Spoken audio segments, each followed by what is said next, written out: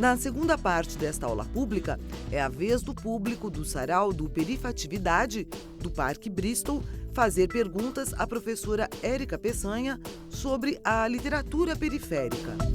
Se os coletivos aqui de São Paulo, dos saraus, se eles formam um grande coletivo e se tem uma busca aí de construção de política pública com relação inclusive para dar visibilidade a esses sujeitos que há muito tempo escrevem, que de 2 décadas, de 1 década e meia para cá, começaram a se reunir mais e formar esses coletivos. Isso agora, se eles têm essa perspectiva de construção de política pública no sentido de da gente ter mais espaços de visibilização, inclusive desses sujeitos que com certeza são vários que existem por aí, que aparecem nos saraus ou não, para poder incentivar essa produção. O surgimento de diferentes autores e de diferentes coletivos no limiar do século XXI deu essa força, deu essa dimensão coletiva para a produção literária da periferia, que é algo que a gente não tinha nas décadas passadas. Com isso, foi possível construir, de fato, um movimento do ponto de vista estético, né? Pensando numa ação intelectual, uma ação estética, uma ação artística comum. Mesmo que esses diferentes escritores, esses diferentes saraus, os diferentes coletivos literários tenham suas particularidades, tenham suas inclinações políticas, desenvolvam relações particulares com o mecenato privado ou com o Estado, né? Então, acho que o ponto importante é pensar que os diferentes autores, os diferentes coletivos guardam suas particularidades e diferenças, mas a gente pode vê-los a partir de uma ação estética comum. Esse que eu acho que é o primeiro ponto.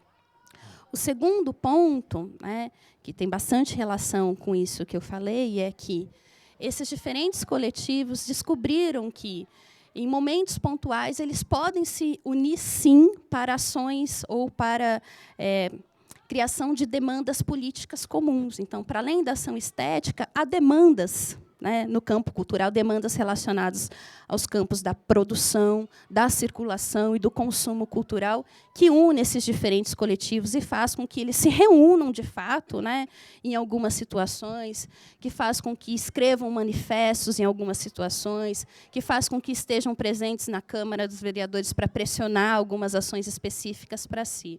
Então, especificamente aqui na cidade de São Paulo, a gente tem, desde 2004, uma política pública específica que atende à produção cultural da periferia, que é o Programa VAI, né, Programa para a Valorização das Iniciativas Culturais, e que atende às diferentes expressões artísticas.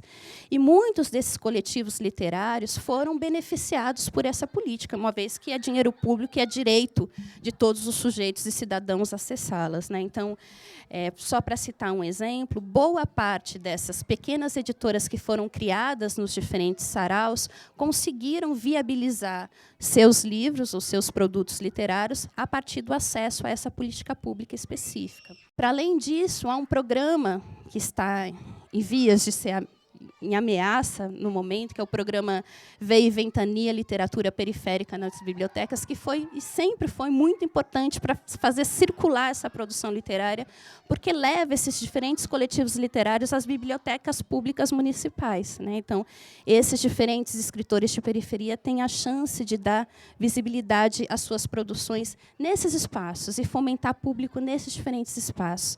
Então, tem esses pequenos exemplos para dizer, para tentar afirmar que esses diferentes coletivos literários já têm alguma relação com o poder público, seja ações, uma relação que se dá pela via do reconhecimento de algumas ações, né, que acho que se expressa nesses convites para os grandes eventos, ou na contratação desses artistas para eventos públicos.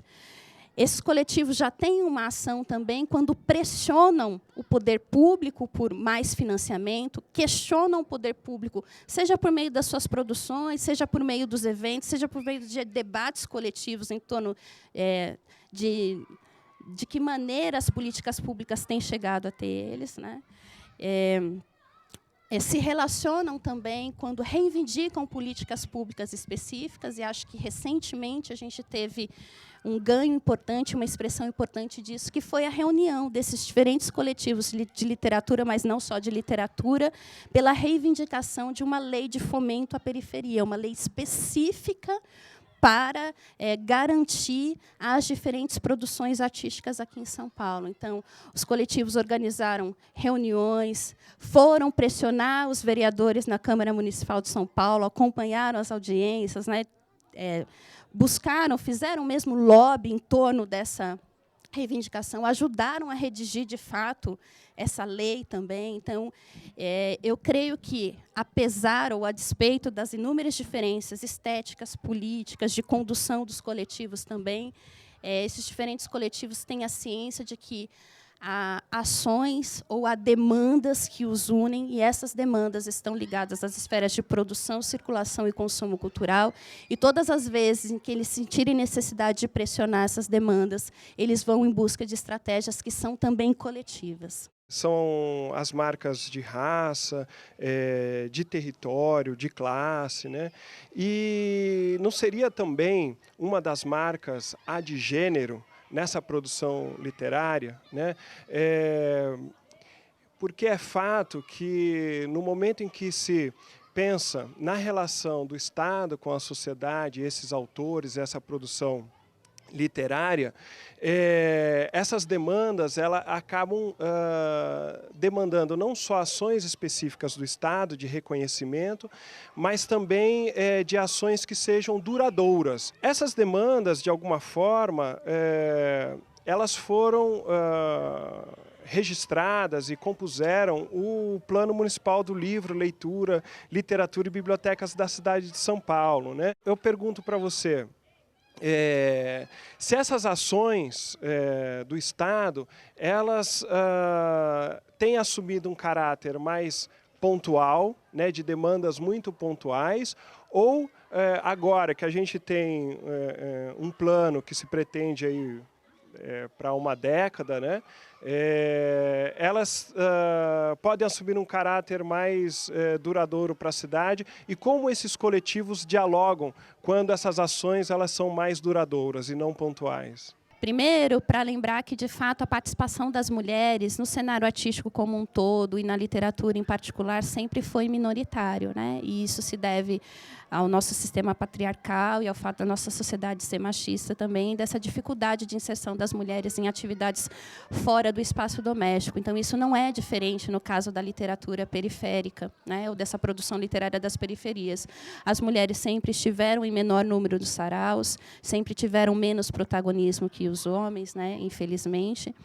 Mas é importante pensar que elas também se deram conta dessa inserção marginal dentro do movimento e têm criado estratégias coletivas para dar maior visibilidade às suas produções, né? A gente tem um número, mais recentemente, a gente tem mais produções autorais de mulheres, tem mais participação das mulheres nas antologias, tem mulheres como linha de frente dos saraus, e esse é um dado importante.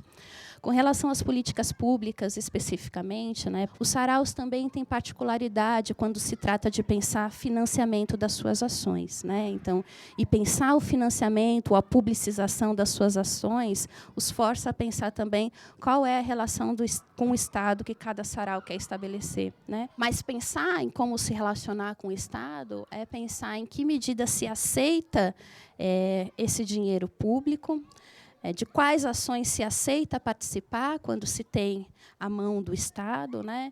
Que tipo de política se quer fazer, né? Então, é importante pensar também dessa complexidade que envolve a relação dos coletivos literários com o Estado e com as diferentes políticas públicas. Se a gente for pensar nesse exemplo que você deu, nem todos os saraus, de fato, participaram da construção do Plano Municipal do Livro, e nem todos os saraus ou participantes de saraus, lideranças de saraus, querem construir esse diálogo. De todo modo, muitos deles vão se beneficiar, né? Porque quando a gente fala também em ações do Estado, a gente fala na valorização do Estado como indutor de uma série de iniciativas, né, e de políticas públicas que são importantes para consolidar também essas diferentes produções. O que a gente sabe com relação às políticas públicas é que elas precisam ser apropriadas pela população, elas precisam fazer sentido para a população, né, para elas conseguirem, de fato, se efetivar, né.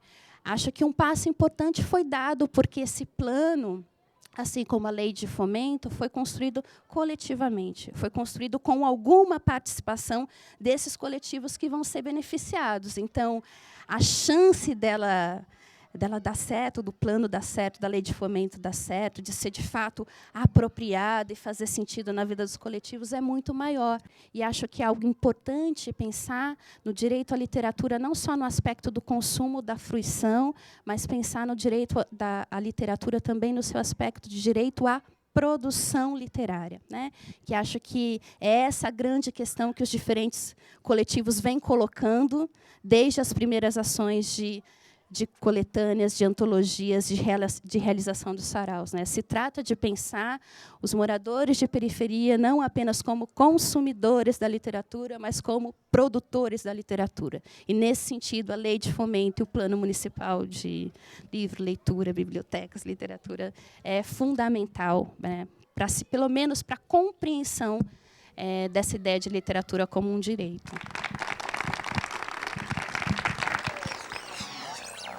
Érica Peçanha ressaltou bem e com bastante inteligência do que é a periferia, a literatura periférica, marginal, divergente, que assim é uma doutora que explana exatamente o que nós somos aí, movimentos de luta. Muito bom, demais. Érica Peçanha representa nós aí.